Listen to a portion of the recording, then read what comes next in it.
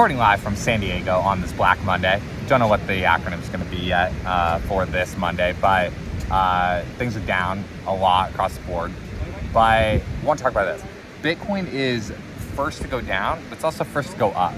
It's 24/7, 365 across the entire world, obvious, like I'm repeating myself, but that's big. Like, it's big that on a Sunday night when, you know, things, whatever, like macroeconomics is one of those things where you could listen to 14 different YouTube channels and they could give you, 14 different things.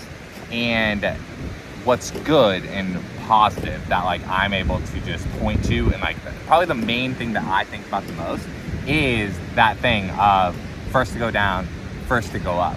Like, while other markets, are like waiting for the Monday open, or you have, the stock market in Japan or whatever is open, but it's not open in the US yet. And so all these things are kind of like staggered and really not globally happening at one time. Bitcoin is. Like, Bitcoin is global and happening at one time. And so that's like, more and more people are starting to take notice of that. And so when you have to move quickly, or when you are, making investment decisions, thinking about where to hold your wealth, for large people that are focused, on very like complicated, big things, having an asset like Bitcoin that is 24/7, 365 globally available to participate in is positive.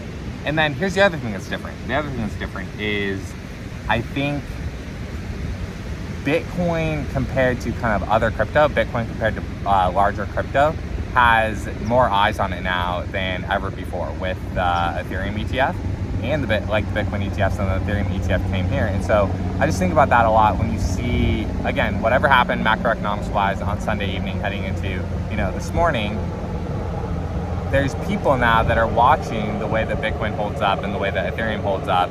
And I think anecdotally, like, people would say this, like, you sell your other crypto before you sell Bitcoin.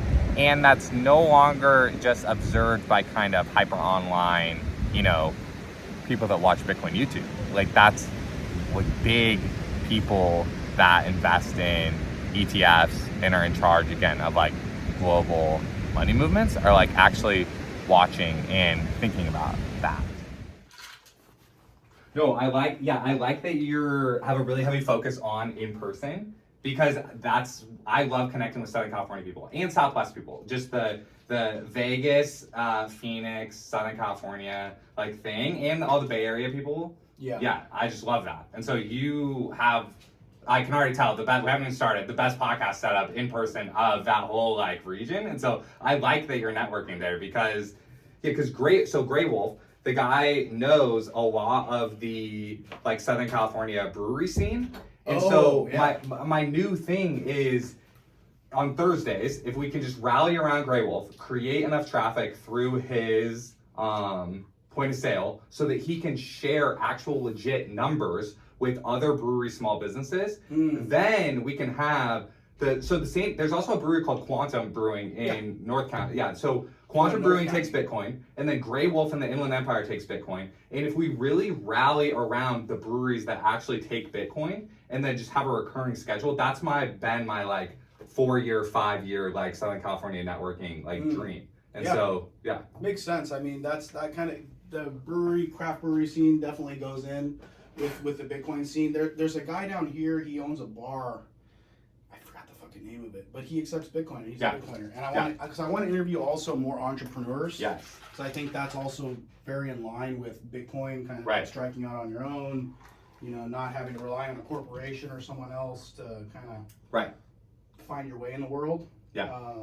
Chad from Grey Wolf will come down here. Well, I'll tell him. Awesome. I would love to have him on. Yeah. Just wrapped up recording with Ryan from a 100 Trillion YouTube channel, and just like driving and reflecting. And like, he gave me this at the end of the recording, 500 Venezuela Bolivars. And it's so interesting. Like, it literally feels like the $100 bills now, the new kind of like bluish ones. And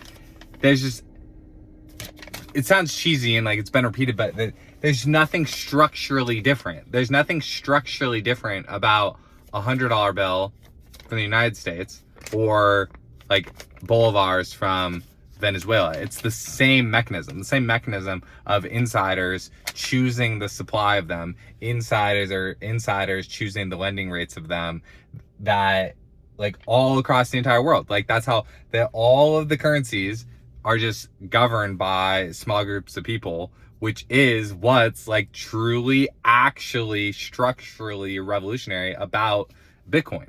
The fact that it's just an open source, neutral system where the participants are aware of the supply and aware of the rules of how the currency works, so that everyone across the entire world can be on the same page.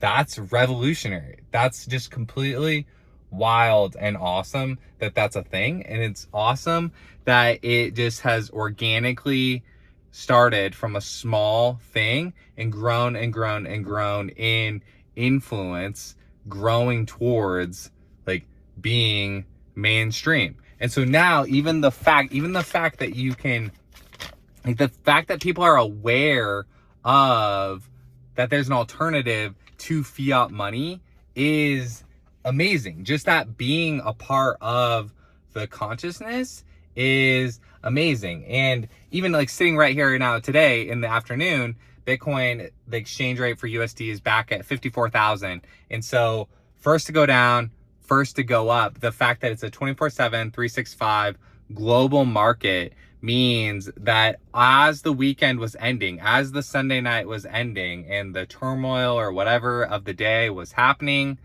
Bitcoin reacted. And then by afternoon of kind of one full 24 hours of most major, stock markets being open, Bitcoin is, rebounded a little bit. And who knows what'll happen? It's like, who knows? So that's not in and of itself, like the actual number isn't exactly the landing point. It's just that fact that combined with Bitcoin not being politically, like the supply not being politically controlled by a small group of individuals, the way that paper fiat money is, and the way that 24/7, 365, it's a global market that can react to all news, even on weekends. Those two things combined, more and more and more people are now even aware of that and beginning to understand that Bitcoin has a place, kind of in their investments. And you can even push it as your daily driver money. And then if you made it this far, go ahead and just click on this next one, where again, we just continue to talk about Bitcoin in a very real, organic way, just for regular people.